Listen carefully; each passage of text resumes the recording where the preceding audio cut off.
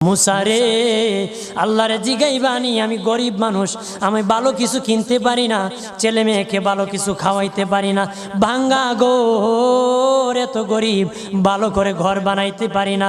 আল্লাহরে জিগাইবানি কি করলে আমার উন্নতি হবে, ধনী হব, টাকা পয়সা হবে। আল্লাহরে জিগাইবানি। আল্লাহ মুসা নবী কই ঠিক আছে, আল্লাহরে জিগাইব তুমি কেমনে ধনী হইবা। আল্লাহ নবী মুসা নবী তিন রাস্তার মোড়ে যা দেখে একটা লোক বসে আছে, তার দুই হাত নাই, দুই পা নাই, দুই হাত নাই, দুই পা নাই।